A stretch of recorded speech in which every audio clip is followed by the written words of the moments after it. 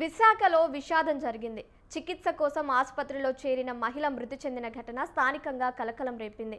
Omni RK ఆసుపత్రి వద్ద మృతురాలి బంధువులు ఆందోళన చేపట్టారు. మృతురాలు రాంబిల్లి ప్రాంతానికి చెందిన ఎలమంచిలి లక్ష్మిగా గుర్తించారు. బైపాస్ సర్జరీ కోసం ఇటీవల ఆసుపత్రిలో ఎలమంచిలి లక్ష్మి చేరింది. నిన్న సాయంత్రం ఆసుపత్రి థియేటర్కు చికిత్స కోసం వైద్యులు తీసుకెళ్లారు. ఇవాళ లక్ష్మి మృతి చెందిందని వైద్యులు ప్రకటించారు. అయితే వైద్యుల నిర్లక్ష్యం కారణంగానే లక్ష్మి మృతి చెందిందని బంధువులు ఆందోళన చేపట్టారు.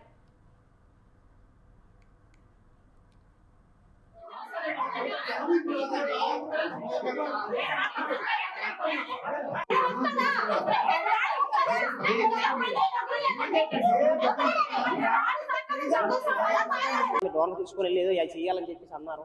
మన ఆల్రెడీ పురంలో తమ్ముడు ఫ్రెండ్లో తర్వాత ఇక్కడ అంటే మన ఆ ఏరియా కంపెనీ మనకి ఇక్కడ తక్కువ అయినా మా వాళ్ళు ఉన్నారు కంపెనీ ఇక్కడ వాళ్ళకి కూడా మెసేజ్లు పెట్టడం అవన్నీ జరిగింది. ఫ్రెండ్స్ కలిసి ఫోన్ చేయడం జరిగింది. కాకపోతే సండే వల్ల కొద్దిగా వైన్ అది తాగి చూడడం వల్ల కొద్దిగా ఇబ్బంది ఉండాలని చెప్పేసి అంటే కొంతమంది ఫస్ట్ అని చెప్పడం జరిగింది. చెప్తా అది కూడా చెప్తాను సార్, అది కూడా చెప్తే పూర్తయిపోతుంది కదా. ఆ తర్వాత ఇలాగా జరగడం జరిగింది. జరిగేటప్పుడు ఒక ఆయన ఇస్తాను చెప్పేసి తమ్ముడు ఫ్రెండ్ ఆయన వచ్చి ఫస్ట్ ఆయన బ్లడ్ ఇవ్వడం జరిగింది. సార్ ఇంకా మనకు ఓకే అయిపోయింది సార్ అని చెప్పేసి అంటే సరే అమ్మ అలాగని చెప్పేసి అన్నారండి. అలాగని చెప్పేసి నిన్న సర్జరీకి నిన్న ఆ సాయంత్రం 6 గంటల లోపు తీసుకెళ్ళారు సార్. తీసుకెళ్ళగలనే నాకు ఫోన్ చేసి అమ్మ నువ్వు వెళ్ళి బెడ్కు 2 బెడ్లు తెచ్చి అమ్మాలని చెప్పేసి నాకు ఫోన్ చేయగల నేను అటు ఇటు తిరగడం వల్ల ఇంకా లోపల ఏం జరిగింది అనేది నాకు మా ఇంట్లో నాకేం వెళ్ళట్లేదండి. ఇలా రాబోటికి ఒక ½ ఉన్నప్పుడు కట్టి తిరగబోడికి మళ్ళీ వెళ్ళి ఇంకోటి చెయ్యమ్మా అలాగని చెప్పేసి తిప్పడం వల్ల నాకు అంటే అక్కడ మన ల్యాప్టాప్ అదే బ్యాంక్ రిపోర్ట్ అక్కడ ఉందంటే ఎవరా ఆడికి వెళ్ళి తెచ్చుకోవడం వల్ల కొద్దిగా అటు ఇటు చూడడం వల్ల నాకు లోపల ఏం జరిగిందో అని చూసి నాకు ఏం తెల్లలేదు. డాక్టర్ గారు సార్ చెప్పారు అమ్మ సీరియస్ కేసు అలాగని చెప్పేసి 12 దాటిన తర్వాత నైట్ 12 దాటిన తర్వాత సీరియస్ ఉందమ్మా అని చెప్పేసి పిలిచి క్యాకేశారు. సోమవారం ఉదయం హాస్పిటల్ తీసుకొచ్చాను సార్.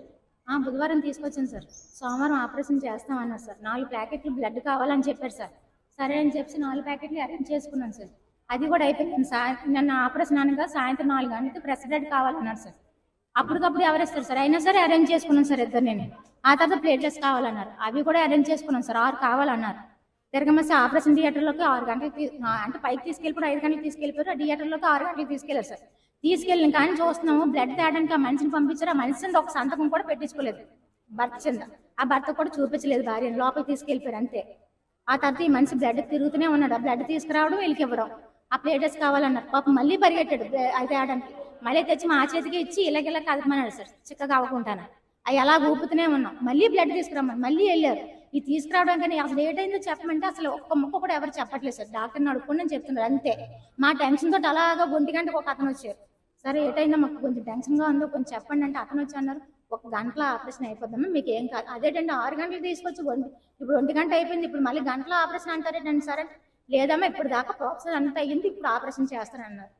ఇంకేం చేస్తాను సార్. సరే గుండె హార్ట్లోని చిన్న ఇది పొంగింది. అది తీసేసి సాఫ్ట్గా చేస్తారన్నారు అనమాట. దాన్ని జాయిన్ అయ్యాను సార్.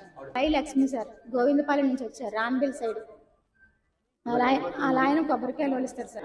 ఇక్కడ కట్టడం మాత్రం 60,000 కట్టారండి. బయట ప్రైవేట్ హాస్పిటల్కి మాత్రం బోల్ డబ్బులు కట్టారు. అతని ద్వారా ఆ డాక్టర్ ద్వారా అపోలో హాస్పిటల్ వర్మ హాస్పిటల్ మొత్తం చాలా డబ్బులు ఖర్చు పెట్టాడు సార్.